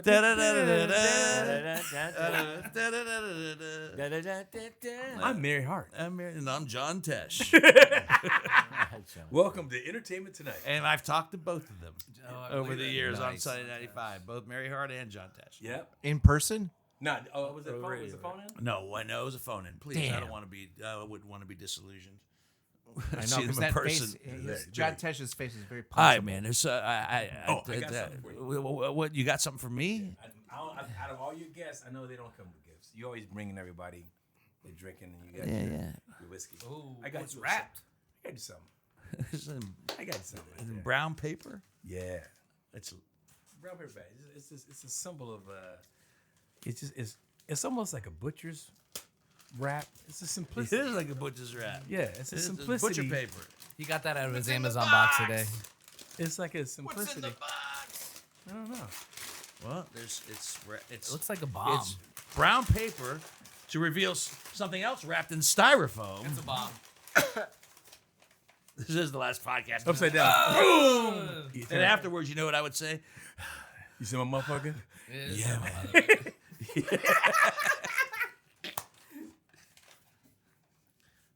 Look at you producing films and shit. That's Where all my energy has gone to lately. You need to turn it more. It's right here. It's Here. right there. There it is. There? There you go. Right there? That's Beautiful. funny. Yeah. That's going to be my new favorite coffee cup, man. Yeah. Thank you, man. Oh, Excellent. what made you do that? That was so sweet of you. You're I got nothing for you. I feel bad. What do you mean you got nothing for me? We're here. We are here. So, what took you 7 years to be here? What's it's what just- brings you into town today? It He just- finally cashed at me.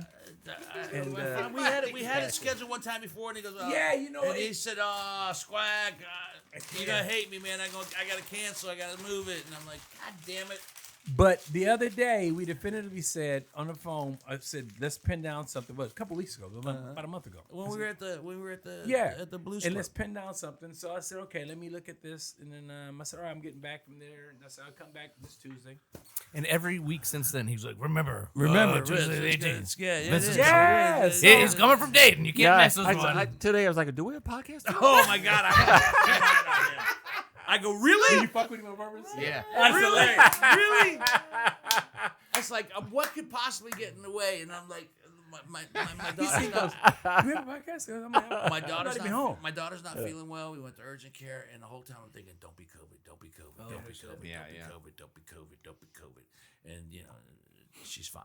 But yeah, I was thinking that thing. Now I got And a then couple. I got a he's couple like, more questions for I you. got you. And they all kind of run in together. And then I have one last thing I want to ask of you, but I'm gonna save it. Okay. Keep going. As you have gotten older and more mature and more in touch with yourself, you regaled to me briefly, and then you sent me these amazing pictures. You went to Africa. Yeah. Yeah, I went to Africa I just got back 4 days ago. How long of a trip was that? 8 days total. 8 well, days one total. day, yeah. What even possessed you to want to go? What was the motivation? Well, a lot of people don't know. I mean, I've hunted. I'm a hunter. You're a hunter. Yeah, my dad. Well, I like to shoot. I like to shoot. My dad taught me how to shoot guns back in the '70s because he was in the Korean War. My dad was a marksman. My dad and I used to shoot my grandmother's basement. His mom's I'm basement. glad you finished that segment. Yeah. My dad and I used to shoot my grandmother. No.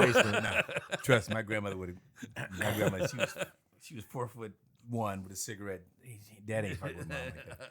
So, Dad passed away, 91. I've always been fascinated. I've always been into guns. Then my nephew's back down in Cincinnati was like, Unc, we run this. We work at this gun store. Come down. So I've been thinking about buying a gun. Blah blah blah. It's like 4 years ago. So I went down to Cincinnati. They showed me a couple of guns. I got myself one. I got my girl one. First one, and we went to classes, start training and stuff, learning all that. Learn to respect the weapon. Oh my God, yeah, got certified, all that kind of stuff. So then, it's progressed after that because it's like, man, this is a nice little tool. We want to get this one. I like this one. Then I got into rifles and started hunting about 3 years ago. And It's a then money hole, money pit. yeah, a gentleman asked me about last summer. He goes, well, I want to go on I want to go to Africa for my birthday. Big game hunting. I said, I'll go. I said, when is it? And he told me the date. I'm like, I'm not booked then. I said, let's book. I can go these days. We started doing it, looking outfitters and all the different agencies and stuff that was tied to it. Long story short, he couldn't make it. So it was like almost like a month out. I was like, I don't want to go by myself. This and another, and I was nervous. And Nadia was like, go ahead and go. I said, you know what? It's just gonna be me. It's just me because I'm gonna show you pictures of where we stay. It's crazy. It's beautiful.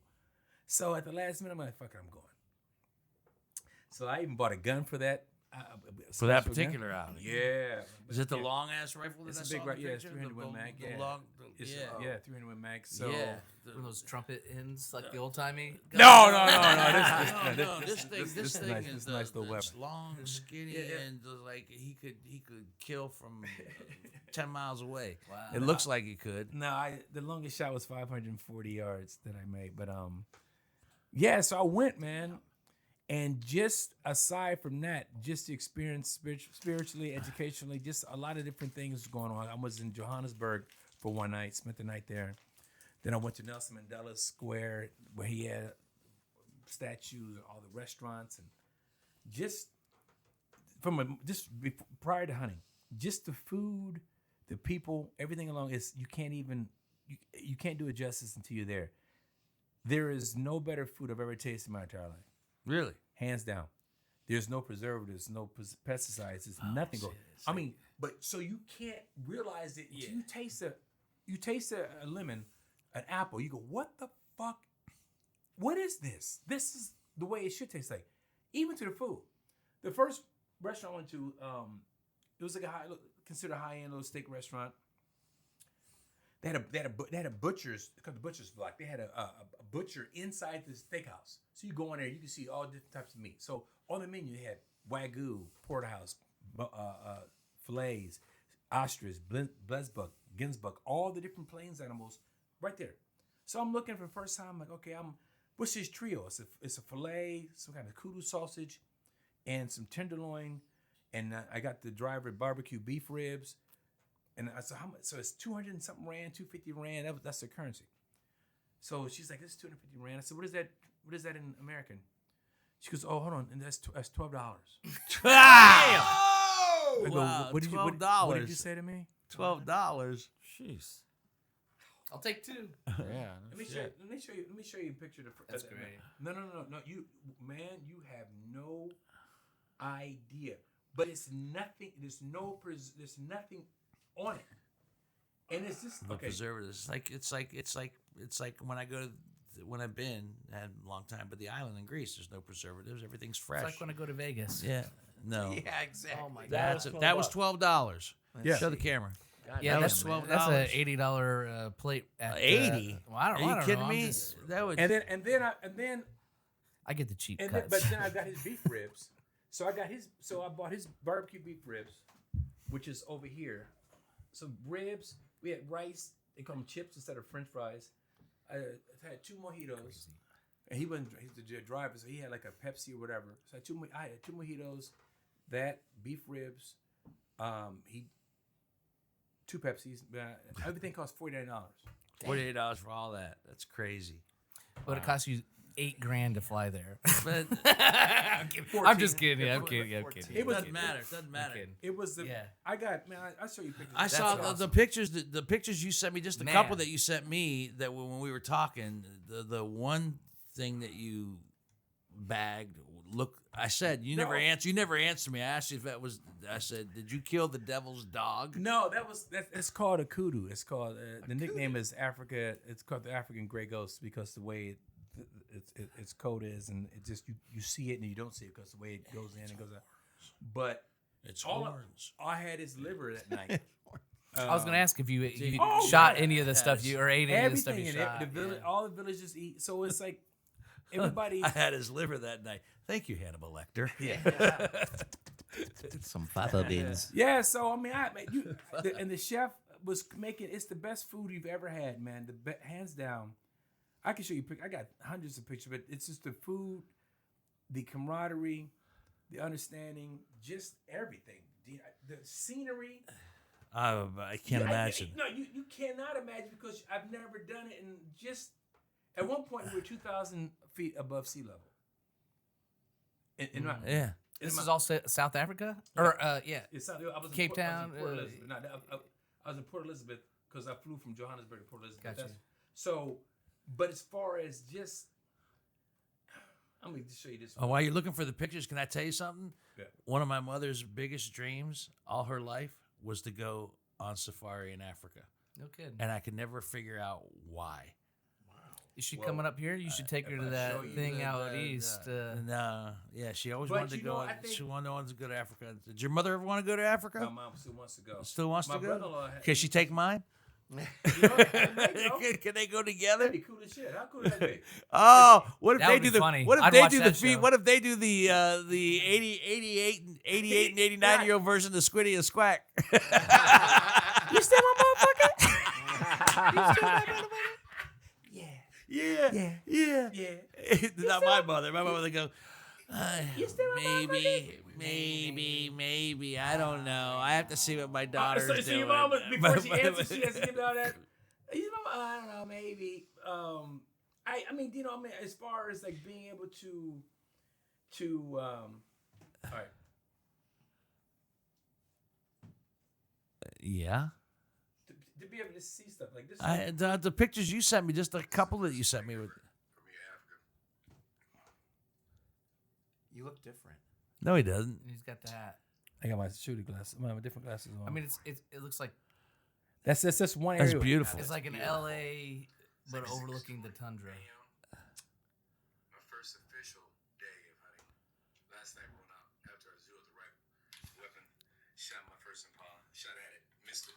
So. Is that the car? No, I asked him that already. Yeah. See who I hang out with too much. Yeah, I got man. So- That's beautiful. Unbelievable. I'm So going back. I'm going back. I'm just curious when we were talking about the guns and whatnot. Yeah. You automatically reached back here, I don't carry like that now. huh? No, I don't. I'm scratching. No, you weren't. No, I don't. That's 6 o'clock. That's crazy. What? Carry your gun back there. Where do you carry it? Are mean- you packing right now? I mean, Be honest with me. Are you packing right now? on your podcast. Yeah, no, yeah. Why would I come in? I don't know. I mean, you were someplace else before the podcast. But no, I don't 6 o'clock. Some guys do 6. Now here's what they teach you. I don't like packing in the back. I like packing. Yeah, you can appendix or whatever. Where are you packing right now? I mean, Where are you packing I right don't now? have anything on me. I don't believe you. So, Where is it? If it's 6 o'clock, Where is it? there's more chance of you shooting yourself before you get all Right, this right, area, all the way around. all this area to get a clear. So do you go for a 3.9? what as far as As far as where you're packing, what do you like? You can go appendix or side. I mean, What do you like? I mean, where is it? When Show I me. do carry, Just bring it out. Show me. Show I don't have anything on me. Whip it. not loaded. Whip it out. So I yeah, want to get one of those like real dainty foot things, you know, right here. You can For pull sure. it out. Well, yeah. It's got And like you're an gonna know what's gonna ivory, happen. You're uh-huh. gonna shoot your foot off. It's gonna look good. put your eye out. You put your eye out. No, but as far but I mean, but I do carry. I mean, I don't carry 6 o'clock. I mean, it may be. I don't carry 6, I It carry- may be up here. It could be anywhere. I haven't done- Depending on what gun it is. Depending on what gun. Oh, you got. that's true too. But I like 3.9.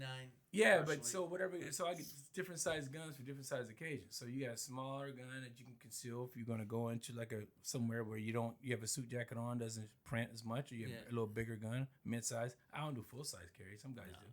But as far as it's up to you. I mean, but you all man, it's the art of it, it's the understanding of it, and it's the little boy in you. The it's the fun. education. Everything. That's how you learn. Boom. Where do you lay politically on this? As far as guns. Yeah. I mean, It's not even political. It's not constitutional. political. Everybody should be able to protect themselves. The right to bear arms. no, I get it. I agree. But Yeah. I just didn't know. do Yeah, I? it's like, Do That's I the think thing. we It's all a do it, controversial you know, thing. yeah. they make it controversial because they don't want you to have. America's like only 3 countries left in the world, I believe. 3 countries left in the whole world where the citizens can defend themselves. Let that sink in. So everywhere else, the citizens have to do what they're told to do. Yeah. Let that sink in. I don't even bring So- politics into it. It's not I even just- politics. That's to me. It's like, I just yo, No, because I'm I disagree glad with to hear certain that. things. Yeah. I don't need an AK-47 in my house. I don't need one of those. Have you ever shot one? It'd be cool if it No, were I never did, have. though. Well, come by I don't have one, but I don't even need to own until you shoot one. until I shoot one. And I've always believed this: if I'm ever going to shoot a weapon, if I'm going to It's shoot fun my, as shit. if I'm going to shoot my gun again, it's going to be I'm gonna have to, No, I'm you gonna- you have to practice because like riding a bike, you can't just not shoot. You have to go. I to the range understand and that, kill- but yeah. I'm saying a lot of my Okay. shit was close range shit. So if I'm gonna shoot somebody, it's gonna be somebody Well, you that's, never know. that while I'm Somebody defending might- myself. Somebody might come at you from a distance with some gunfire. Only if AK-47, only if it's rolling. Oh, it was a Mexican. Only if it's the last scene of the Adventures of Squiddy and Squack. Yeah, I saw this. No, I didn't see this. What's that? AK-40? Nah, that's an AR. That's my danger defense. Clip Learn tape. See the chip? That's a semi-automatic. All guns are semi. I don't know. I'm just acting like I know something. Those fully automatic guns, machine guns, you can't have one unless it's. I think it's 19. I forgot what year it was. If you grandfathered in, if you own one, the government you have one. Grandfathered in. Yeah, because a lot of people had machine guns from the war. Sure. So, but now only people are allowed to have machine guns. You have to have a class certification to have that. And machine guns, That's why they got the bump stocks. bump stock was different. I need to get back out on the range for the main reason that my eyes aren't what they were. But you need a red dot, Yeah. so you have to do iron sights. Do red dot. No, but see, I want to be able to. I want to get good glasses again. Yeah. I like my eye as opposed to the red eye. Well, it just depends. Well, but it's I understand. You know what I'm it's saying? Though. There's a certain amount of pride. But listen, bruh. Yeah, you know. Go where the advantage is. Yeah. You know, and it's fun. I mean, I'll understand. teach you. I'll love to go out and train with you. I mean, there's several places you go out here. I know there's places. There's guys- a place on Bethel Road. There's a place out east. I go a place Bethel in London, Road. Ohio. London, Ohio. You where's shoot the outdoors. It's called EGA, and then I EGA. go to Thunder Valley in Kimbolton, Ohio. place? And what's out in Pickerington? Blackwing? Oh no, it's Pickerton is Pickerington. I can't remember that. Briar Rabbit, I think. Yeah. And there's another one. There's one on Bethel Road. Yeah, I never been there. Yeah, me either. But yeah, we go out there. I mean, I'll take you out there. We go out to Kimbleton. You can shoot up to a mile out there. Wow. 1 mile. I think that's a nice postscript to our relationship. How did it all end between Squiddy and Squack? Well, we shot each other. I shot 1,000 yards. I shot 1,000 yards, not a mile though. I shot 1,000 yards. So yeah, that's. Are you kidding me? No, That's man, just it'd be fun. It'd be fun to do. Yeah. I don't think we're done. But this podcast is just about done. Is there anything that you want to talk about that we didn't get to? Because there's so much more.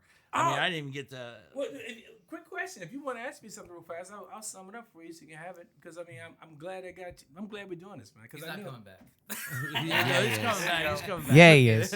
Wrap it up. What's with the hat and the logo on the hat and the Oh, hoodie? this is called- Is that this is something you Guru want to plug? Yeah. Nah, the Guru Brothers, they make the coolest hats you've ever seen. That's a So cool if you hat. go to their website, they'll have different hats for different occasions. Farmer hats. They may have different sayings.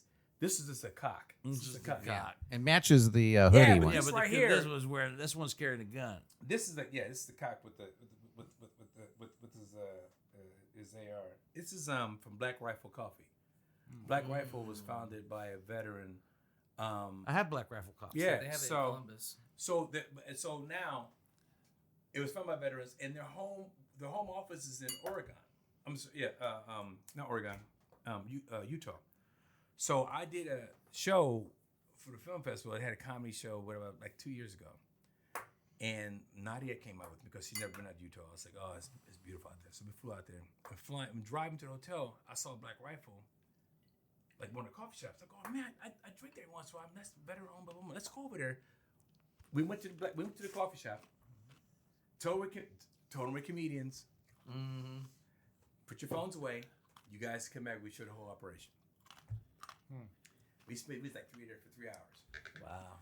Now it's a veteran-owned company, Right. and 90% women run that joint. Okay. So when you go behind the scenes, they got everything.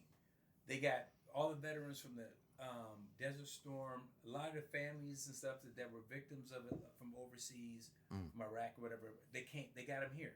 Teach them English, teach them skills. They work for them. You go behind it, it's like them. They got schooling. They got mats where they jiu-jitsu every week. It's all the employees. They get trained. Archeries, boom. Damn. They hunt. Man, you go, it's a whole nother fucking world. No way. So now they're getting bigger and bigger. So we was there for 3 hours, man. I'm like, oh, I like this. Oh, no problem. And because Joe Rogan's been on things, all that kind of stuff. So I got a chance to see that. I got the history of that and understanding of that. And my dad being a veteran, that meant that much more. That meant a lot. Yeah. So, and anything veteran owned, I'm all about. And so, and they're all about Second Amendment. So protect yourself if you have to, or just have fun out there with the education that you have.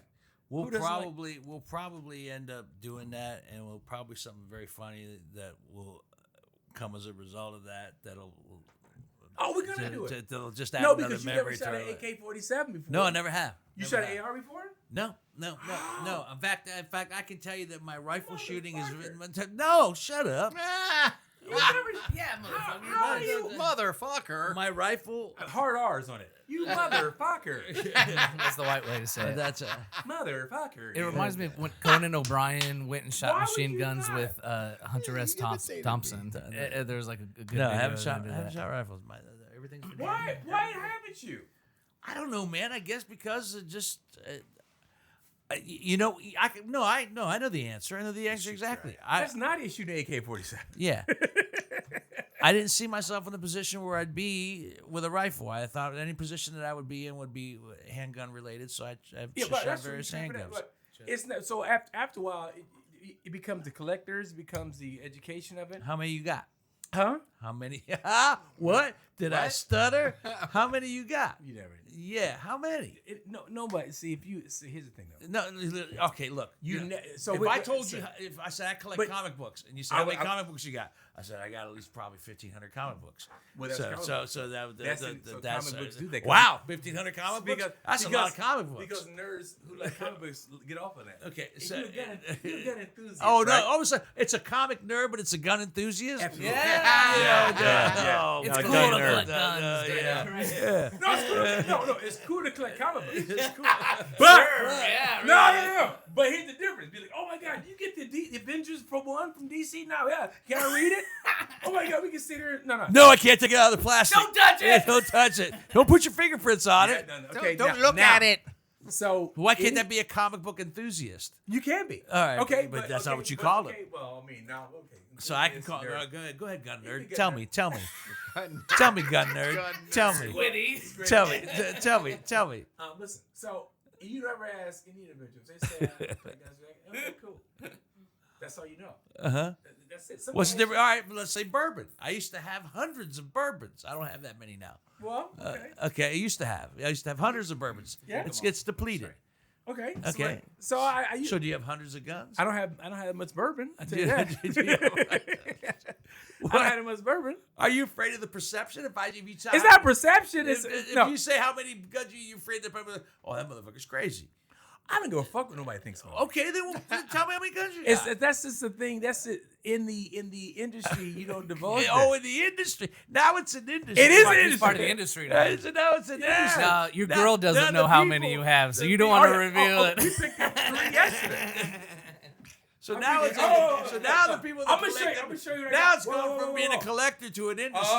Yeah. Let me show you. Because my wife has no idea how many records I have. Right. You know, I had that it's one, an baby. industry. It's a part of an Yeah, industry. I had that Your- one your forever. record collection is part of an Yeah, industry. that's it. Goddamn fuckers. I'm gonna write that one off, honey. And this is how you know that we are the best of friends, but that I won't let it go. Oh, he can nag all he wants. Hey, the first me show thing he you- ever told me, he's like, me show if you I'm this. busting your balls, you know we're tight. Yeah. As soon as I give you the silent treatment, you know we got issues. I just picked up this collector's item right here. This really? So now you have like 7 This is from World War One. from World War One. Now Yeah. see now that I appreciate. Well, listen, motherfucker, you talk to me. Why you gotta call me motherfucker when I say I said Who that else? and I I'm not talking to appreciate? these motherfuckers. I'm talking to you. All right. So that's 18. Focus, kids. There's a lesson here. There's a history lesson. You'll shoot your eye out with that. So is that a replica or a vintage? No, That's the real one. oh, you got a motherfucker too. Yeah. He's got his computer Apparently, strap on. apparently you get one when you ask a stupid question. Let me show you what else. Let me show you what else I just picked up. Real quick. Now this is not.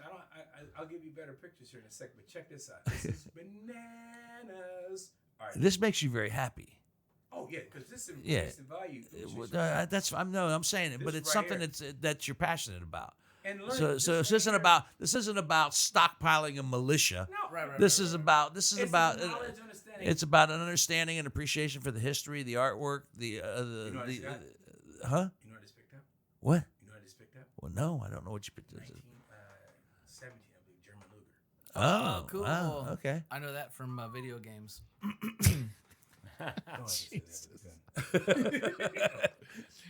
Wow. Or Okay. Band of Brothers where he shoots himself with it. Bruh, Yeah. this right here, Those are like 9mm, right? 38. 38mm. I was going to Yeah, say 38. 30. Yeah. 38 special. Yeah. Is that the one that was used as Han That's- Solo's that's- blaster that's in impressive. Star Wars? I just got that. That's So do you have impressive. like a cool room where they're all displayed and glass No, he just cases got and him in a stuff? trunk. I got them all in Yeah. here. I 9 just 6 o'clock. o'clock. Hold on, my AK? Yeah. Yeah! You thought this was the leg, didn't you? You think this is a shoe? You're right. No, here's another thing too. But anybody who loves and collecting respect, you have safes. You put guns in safes. Right. That's where they belong. Unless you're out for ones you have for protection, that's where they go. You know?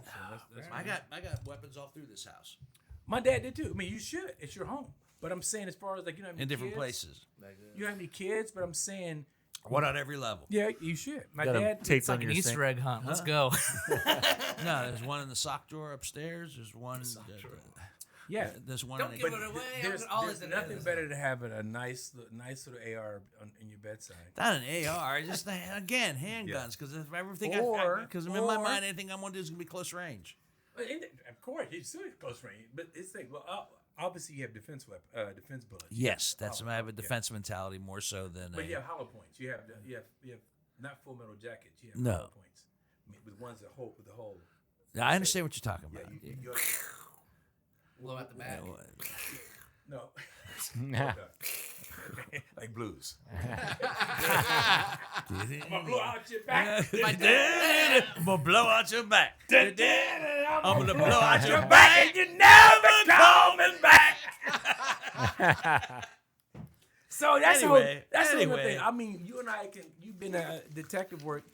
I would love to introduce you guys out there and all the Marines that train me and everything, man. It's a great fucking experience just to be able to do that. And all those guys, some of the guys are beat up and torn up, and I believe it. you know what I mean. But they believe it. have a respect for everybody. I believe it. The average person who loves guns isn't about stockpiling. It's just like that's the media wants you to think that. No, They will bust your ass if your safety is not right. If they're like, "Fuck you doing, Morris? yeah. Yo, hey, my bad. No, you put the fucking, you don't get cleared." I mean, they don't give a fuck. That is first and foremost. That's how they instill it to you. So that's what you need. So it's not that willy nilly. But go ahead, ask me one more. I know what I want to close with. Oh, what you closing with? I know what I'm closing with. And I want to ask, Chip, would you do me a favor? Yeah. Because I am trying and doing a very good job of not smoking during the podcast. He wants to smoke a cigarette. But on this last question, I'm gonna have to have a cigarette because it's. Oh, you spoke in here, right? I smoke in the house, yeah. but I've not smoked in the house since 3 o'clock this afternoon because in anticipation of All right. this and my friends don't. No. I'm gonna smoke it after you do what last thing that I do. Thank you so much. You guys ever seen me smoke? Is this part of the? Oh, is yeah, this part of the no, bit? huh? Is this part of the bit? Part of what bit? The bit. No, You're no about bit. to do a bit. No, there's no bit. There's no bit. I'm gonna ask him to do a bit. Okay. Oh, I don't know what that is. Oh yeah, I want to close on this. One of the because we talked about earlier about opening bits. What we Right, all opening what bits. we all talked about opening bits, and we talked about what I closed with. He's laughing. I think he knows. I know what you want. I think he knows. You can't deny me. Oh, okay. You can't deny Let me me. get my voice together. You can't deny me. We're gonna close with this. If the fact that to say the fact that he's matured as a comedian doesn't even it's not fair because he could still close with this. I bit still use that one today. just to be stupid. I wedged it in Every there. once in a while, it is. I don't care. They say in comedy, doesn't matter how you start, it's how you finish. Sure, yeah, All right, yeah, and in Vince's case, with all due respect and honesty and sincerity, you were always strong from start to finish. So whether no matter how your beginning was, this just made your end even better. But it's also one that I used to blow up so much shit about when we would rag on each other's bits. Right, when I say rag on each other's bits, It's all out about of respect. No, it's all just- nothing negative. It's nothing negative. It's just like negative. it's just what we did. But this one, I actually was talking to a friend of mine. I said I got Vince Morris coming on. And I said I'm gonna make him close with one of my favorite bits. And they go, "What's the bit about?" And I explained the bit to him. And me just secondhand doing it, this person was in tears already. So if you would please, No pressure there, Vince. Yeah. I think if it is what I think it is, I know what he's. Okay. you know what it is. I know what it is. Your last bit in your last conversation for tonight, I would like you to do the Edith Bunker bit. All right. So, in honor of my boy Dino, one of my best friends on and off stage, comedy wise, and just beyond comedy. That's something we didn't talk about. We can talk about off camera too. It wasn't just about comedy. It was about just being a man and seriously, we have conversations above and beyond comedy. Yeah, talk we do. Yeah. So it's not just laugh. It's always about some serious, substantial stuff. So if we could go deeper into our issues in life, and our psychological issues, our emotional issues, that's another podcast. Yeah, that's a whole different podcast. And that's how we bonded, because it was more or less because people don't think guys communicate about their feelings. A lot of people don't think that, and we get a bad rap. Some guys don't, but a lot more guys, I believe, do that than are given credit for. Especially if you always said comedy's a type of therapy. Comedy is therapy. And then you're on stage. Then you're out of the state together Yeah, in but this off motel stage is room. where that's the therapeutic part, because the stage part, I believe, is the end result. But off stage is you're still that vulnerable person. You're still that person with problems. You're still that person that got we discussed our problems and Yeah, our issues. Yeah, I mean, that's the most memorable thing. I mean, comedy we do this in our sleep did as that. far as just calling each other up and talking about just some legitimate, real stuff all the time. So that's what the friendship, I think, made it stronger above and beyond just the comedy. Comedy we have that we love, but it's just the aspect of just to be able to say to each other, like Squiddy, why did I do that? Yeah. You know, and he would say, Squack, I did it again. Yeah. You know, and like we talk it out. we would talk it out, and we would discuss why we did this or Not that on or a the cell other phone, thing. a regular fucking phone too. Yeah, that's right. It was a goddamn landline. It was a landline. Yeah, so that was that's real talk. That's when you talk about friendship, and in the comedy industry, that is above and beyond everything else. And I also remember a time we were. What? Which one? Nothing. What? Just give me one word. I know. Just without saying the whole thing. What do you know about? No. It's when call waiting first came available. Oh yeah.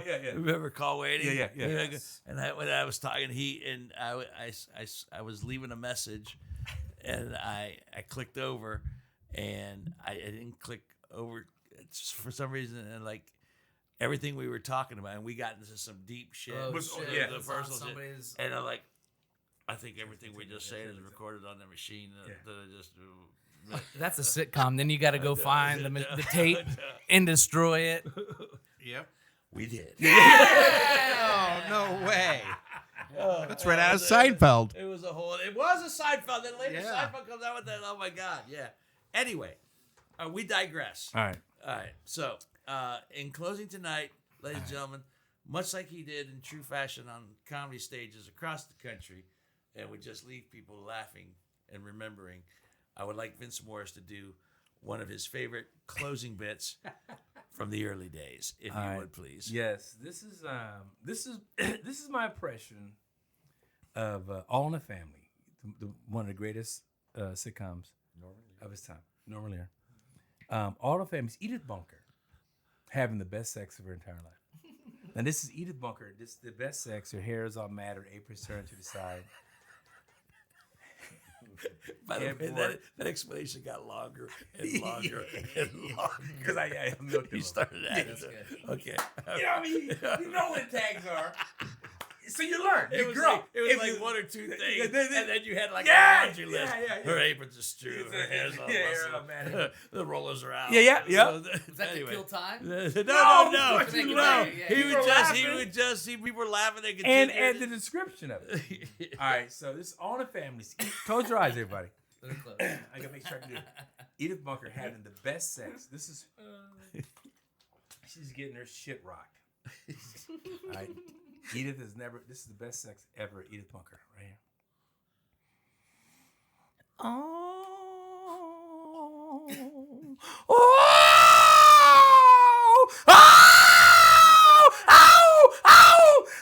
Mr. Jefferson!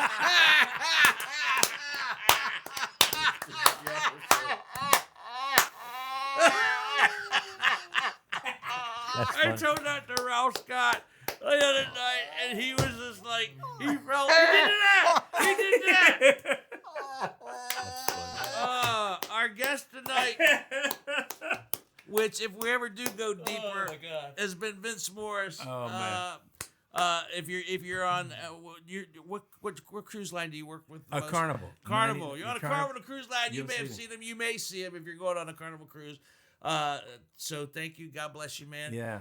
Greg Hansberry on the audio side, John Whitney on the video side, Thanks, Chip Greg. Cosell on all Thanks, John. sides All right, Chick. back there Social media. in your social media, dude. Vince Moore's Comedy Instagram, Vince Moore's Comedy on Facebook. Those are my two, and I've just started doing the TikTok. The TikTok? yeah. I haven't done the TikTok. Same thing, Vince Moore's Comedy. So it's Vince Moore's Comedy on all platforms. Yeah, man. Yeah, It's so great. I if love not on watching- Carnival, I'll be on land. I'll be on land. Yeah, absolutely. And always in my heart, brother. Yeah, man. Yeah, man. Hey. I'm glad 7 years. Huh? 7 years. Nigga. Let me ask Say you it. one thing. Say it. You still my motherfucker? Yeah, man. Yeah. Yeah. We're out. Until the next model. Good Yes. night.